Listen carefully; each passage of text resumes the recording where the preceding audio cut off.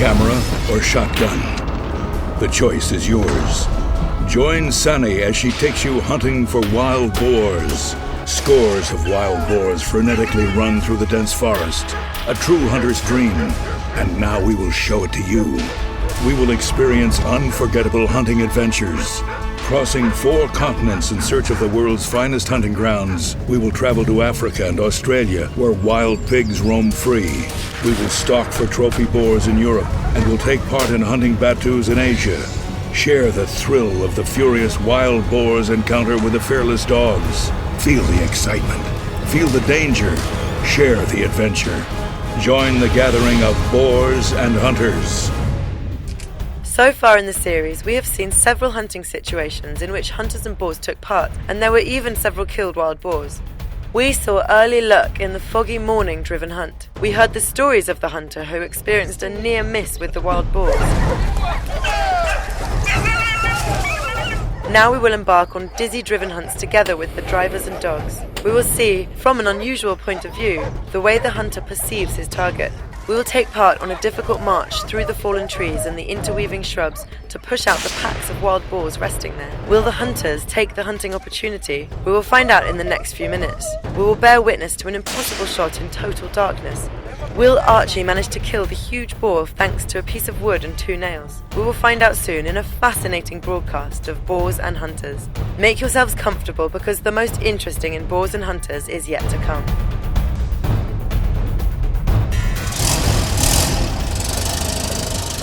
We continue our topic about the driven hunt from where we interrupted it, namely about the safety during the driven hunts. Unquestionably, safety is the most important element when it comes to any human action, especially in the cases where it is about handling firearms, and thus each detail on which it depends at the least should not be underestimated. Our road to the ambush is frequently very long and full of numerous hindrances, and while overcoming them, the risk of foreign items getting in our weapons is quite high. Thus, one look before shooting of the shotgun and the condition of the cartridges inside it is never in excess. The presence of mud, snow, leaves, seeds, twigs, etc. inside the barrel, head, or mechanisms of the firearm could bring about serious accidents, or at least misfiring that in the case of having game before us would not be pleasant.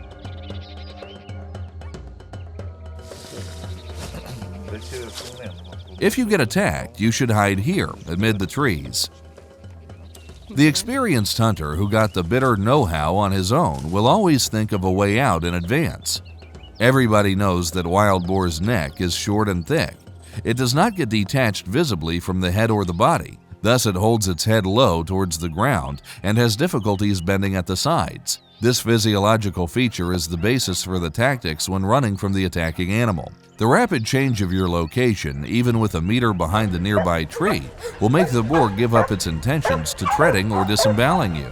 In the case of the drivers, they face different situation. It is possible that the boar being chased by the dogs will head straight to the human that is not close to any shelter, and then accidents happen. The way it happens with our operator, but fortunately he gets within a hair's breadth from boar's teeth.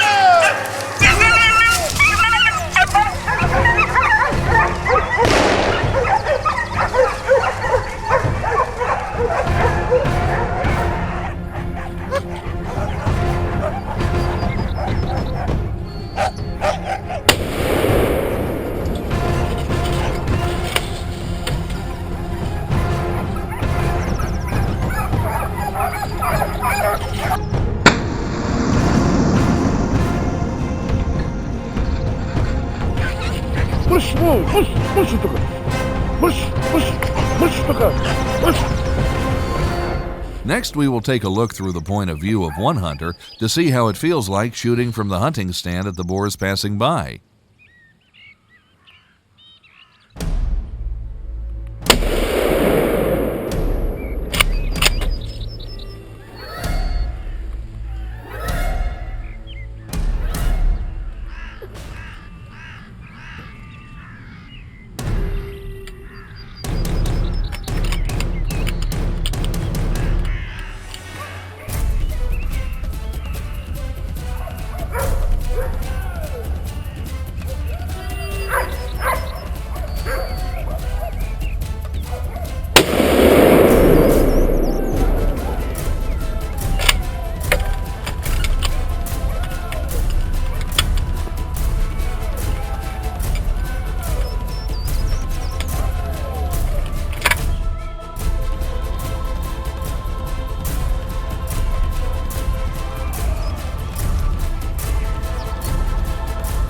Is it large?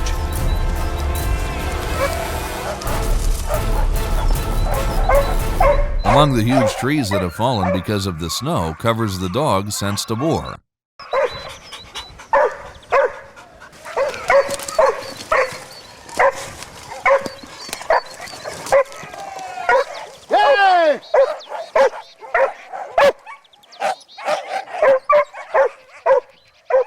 Trunk's length is 20 to 30 meters, and they have randomly fallen one above the other, creating the perfect shelter for the boars.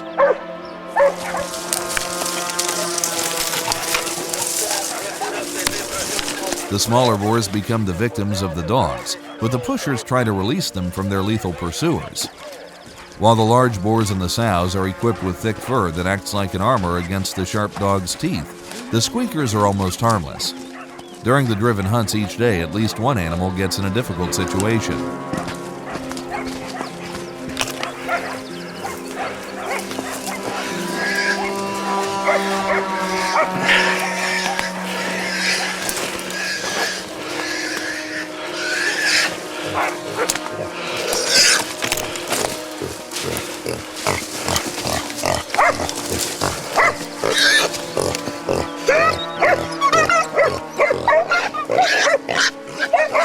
This squeaker got lucky because the drivers were passing by. It will be released, and after its wounds heal, it will tell the herd about its bitter experience.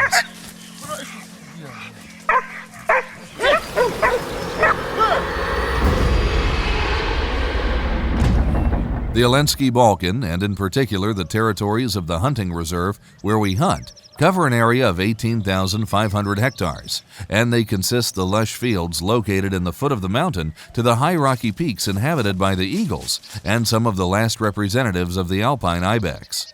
The abundance of the well-maintained game fields provide year-round food for almost all kinds of animals in Bulgaria. As the years pass by, the population of the main hunting species increased, and this is the reason for the acquired exquisite trophies of fallow deer, roe deer, boar, and red deer. This morning, the hunters are not very lucky, and this is to be fixed solely with an abundant table. It is time for them to try the game grill, the nice and the tasty dishes prepared by the chef. All culinary temptations are made of natural products, and they are a representative sample of the tastiest meat specialties. What are you preparing for us, Danche? Today we are having chicken soup. Let me see. Here, I will show you. So all of us fired at something, and I was the only one equipped with a knife among the boars. Did it attack you? Yes. Did you hit it 3 times? Yes, for sure. Once they get it out, I got convinced. It was coming from below, facing me, and I was shooting from above in its head and back. The bullets were getting from below through its heart. What a beast! And it was running up straight to me from the very first shot.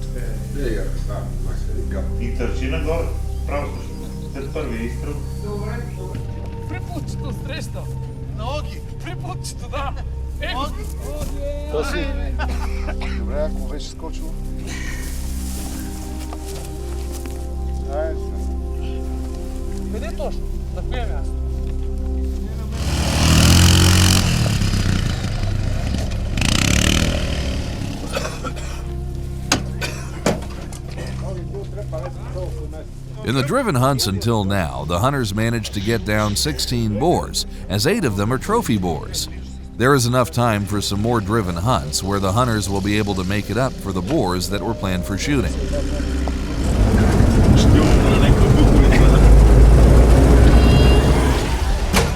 The well-arranged ambush is important for the success of the driven hunt, but for its correct arrangement, one should perform detailed survey of the layouts where animals move. Reality has proven that despite knowing the locality in great detail, this is harder to do in the plain regions, since because of the easier terrain there, the animals could undertake a run from the locality and along pathways that they do not use the rest of the time. Irrespective of the weather conditions and the season, when it comes to chasing at one and the same territories, in various cases, the animals attacked in all possible directions, including towards the drivers. That is why we believe that the mountain-driven hunts are more successful than the ones held in the low plain regions. Up in the mountain hunting grounds, things are a lot different. There, terrain is harder, and the animals are forced to use relatively strictly defined passages and game pathways, and knowing them is the mandatory rule for the accurate ambush arrangement. Despite their exact definition by the terrain shapes, the pathways in these regions change all the time, depending on numerous factors. Changes of the forest from younger to larger, cutting or burning some of its parts, water loss or appearance at certain places, digging out some gullies and ravines by the pouring rains, etc. Thus, it would be wrong to rely on previous information about the hunting ground, so we should systematically study it and consequently adapt our actions to these changes. That is why the preliminary surveying teams inspect the territory where the driven hunts will take place just before the massive events. Boar hunting is quite emotional because the difficulties related to practicing it are quite a few. It is difficult for the drivers to find the animals, and once found in the forest, in some cases, they cannot be chased away from their shelter. They are robust when chased continuously and sustain injuries, and last but not least, they are quite the dangerous and lethal game for the dogs, and sometimes for the hunters.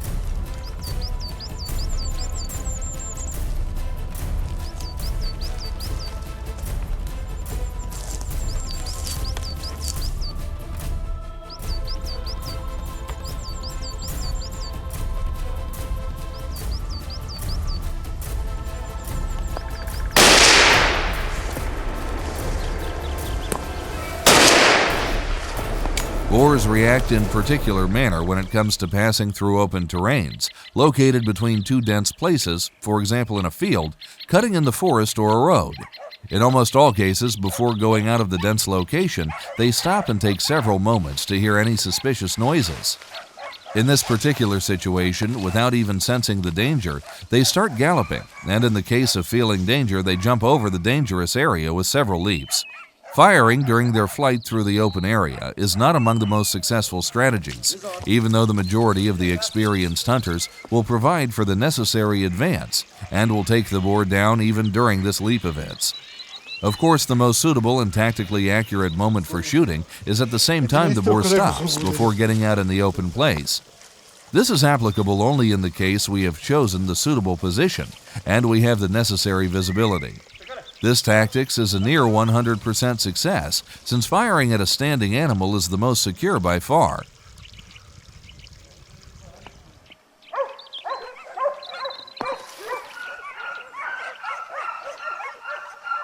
The shrewd animals remained long enough below the shelter made of the dense shrubs before they start galloping through the open locality. After lending an ear, they found out the position taken by the hunters and the dogs, and now they can safely retreat from the driven hunt. The post located at the ridge is far away from them to produce a secure shot, and furthermore, we have drivers at the peak of the ridge that will get the boars back in the driven hunt. It is just a matter of time to see them once again. Whatever the environment inhabited by the wild boar, it is always attracted by the water. Its habitats contain bathing pools, as a rule, places turned into marshes, or the ones that retain the rainwater with lots of mud.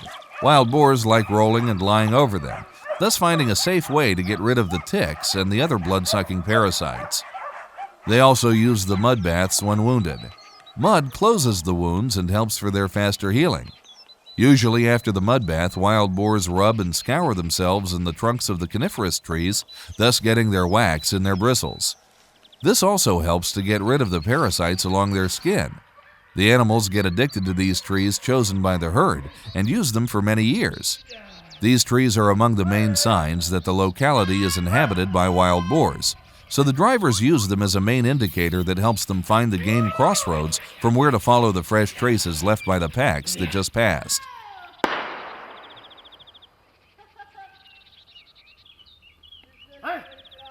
Boar hunting is often related to walking great distances on foot and overcoming great denivellation where the loads are frequently comparable to the ones experienced during the high mountain tour hunting and ibex hunting.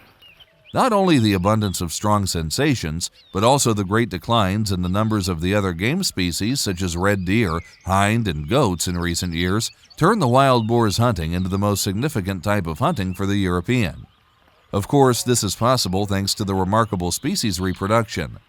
Additionally, the wild boar is provided with sufficient protection against the predators, and only at times the wolf enjoys an occasional success in hunting offspring.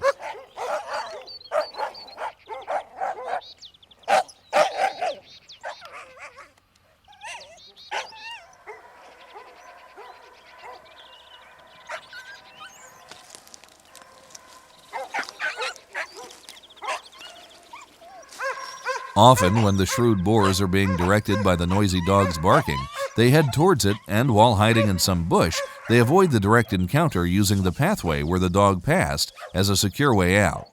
How did the animals get the experience to behave this way? It remains unclear, but it happens.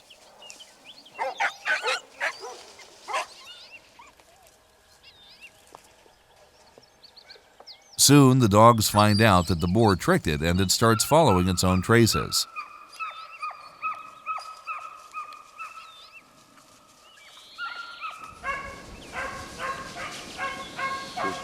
It is now to get on the road. It will get out.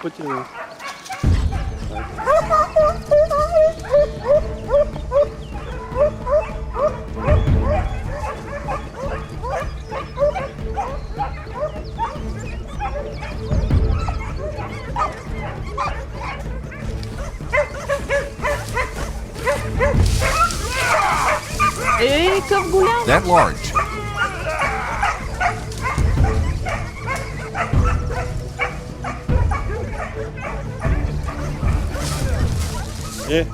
Nope, the boars passed from there, but they ran away.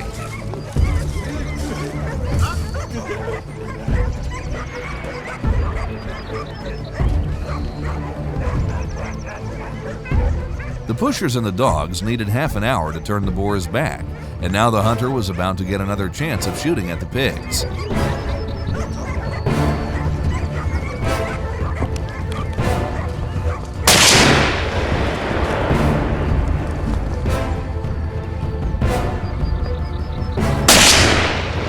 Peter managed to get down 2 of the boars, and soon the drivers find them in the foot of the hill. Boars are very tough to wounds. It is true that with a heart shot by a bullet, they could run some 80 to 100 meters, and in the case of medium injuries, up to several kilometers.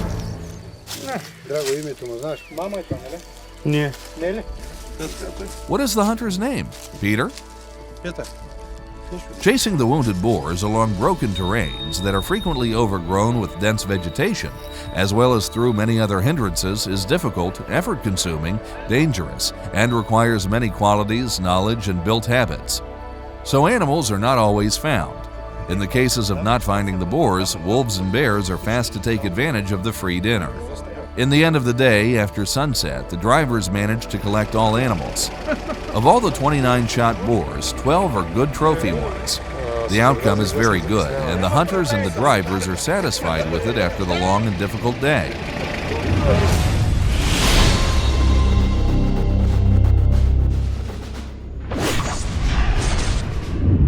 And now we will spend several minutes with a silent and lethal bow of the most famous bow hunter worldwide, Archie Nesbitt.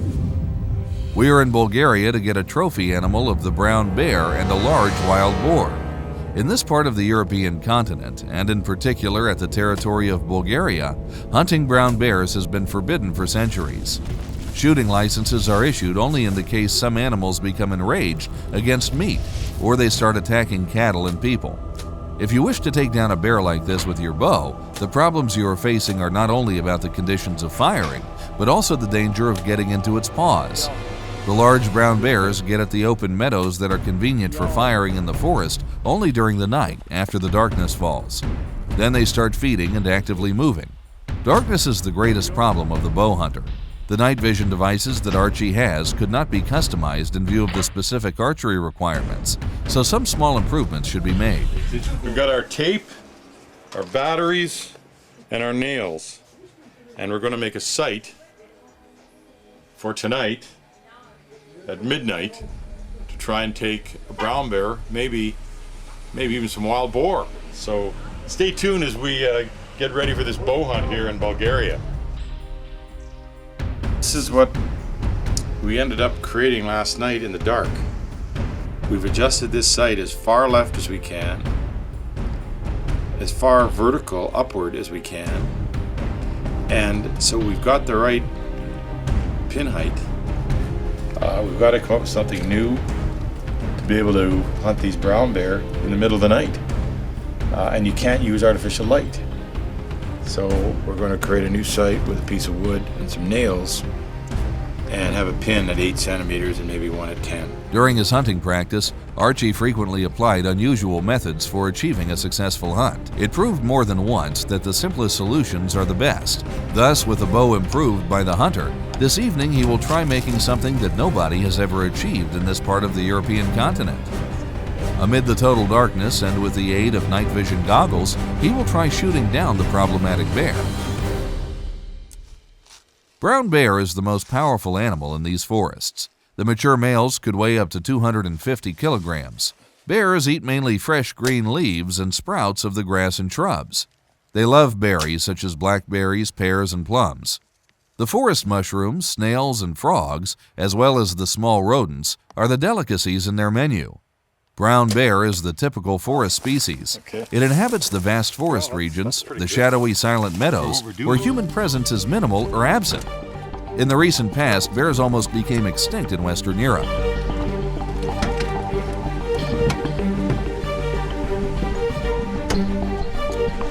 They've changed blinds, they've changed location. I'm sighted in for exactly 33 yards, and we don't know how far the shot's going to be, so stay tuned and we'll see what happens.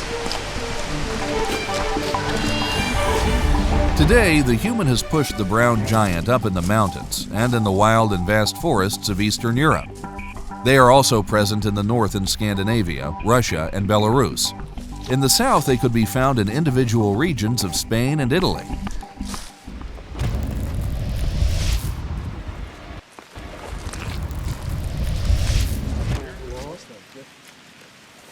This is an active bear.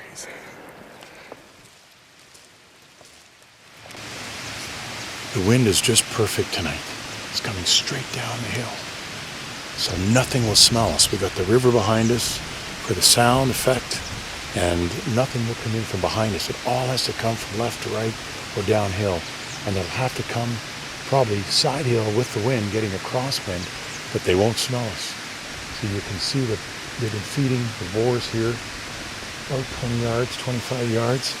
So we should have some action here tonight. Let's go get... The bear is vegetarian in general, but in certain situations where there is no food or the population increased so much that they get at the territories inhabited by the human, it is possible that the brown bear would start attacking livestock in the borderline regions and the outskirts of the small populated areas.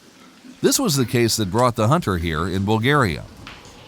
The local people had complained that in the recent months in the mountain territories of the town of Apriltsi and the neighboring villages, people suffered the damages of the attacks by bears with statutory protection. Some farmers lost sheep, others saw the traces of bears even inside their homes. To the hungry bears, even the locked massive doors are not a hindrance. After it attacked a woodcutter, it all became unbearable. As soon as the sun went down, the first boars arrived. They were young animals, and Archie was not interested in them. He came for something else, for the bear killer or some old boar with large tusks. The check of the hunting equipment was finalized. Everything was in order. Soon, some more animals arrived along the slope, among which the hunting guide saw a large boar. The dusk soon turned into pitch-dark night. Without the aid of the infrared goggles, it would be very difficult to spot the boars. The hunter put his goggles on. In the darkness, it would be hard to measure the distance to the aim, and Archie gives up.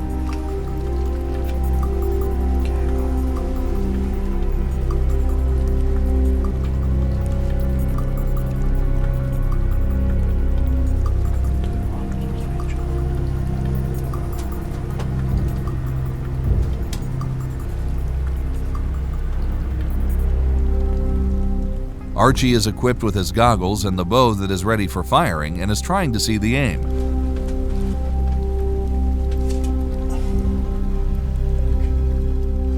It seems like a bear shadow runs through the light circle made by the infrared lighthouse, and all boars disappear. This was the bear indeed, but it was illuminated by the infrared beams that are invisible to the human eye, so it caught our presence. Archie gives up using the goggles and will be shooting at the silhouette of newly arrived big boar.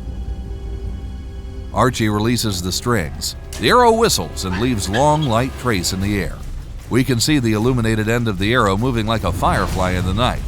The arrow surely hit the boar.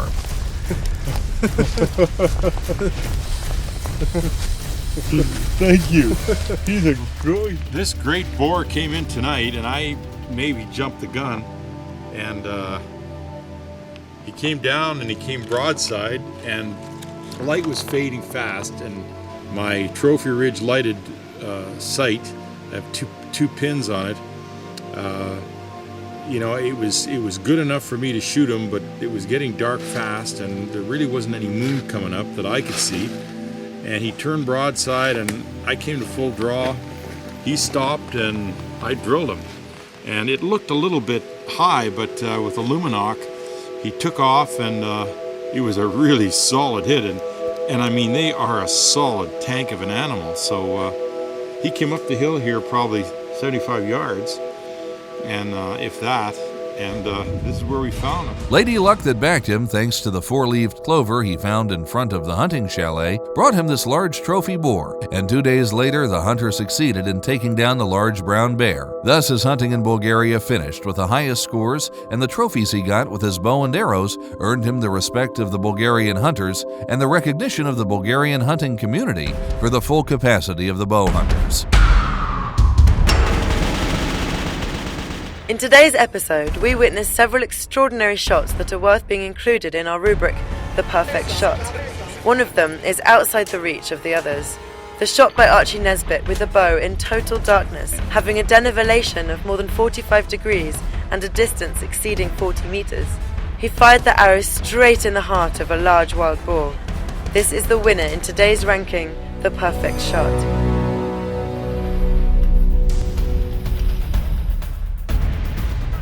In the next episode of Boars and Hunters, we will join several Russian hunters along the estuary of the Danube River. In Romania, we'll explore regions that have turned into swamps, overgrown with reed and fern, in order to test precision and rapid reaction while hunting pheasants, partridges, and ducks. Will the hunters who are equipped with shotguns and ammunition for shooting birds be able to cope with the challenge when they encounter several wild boar among the high reeds? Will they have time to reload with the Brennick and shoot at the smart boars? We'll find out in the next episode. After that, we'll see a dynamic driven hunt in Bulgaria. We'll join a group of French hunters and see how the boars are driven out of the forest under pressure from the drivers and dogs. Will the hunters be able to duly perform for the perfect shot ranking? You'll find out in the next episode of Boars and Hunters.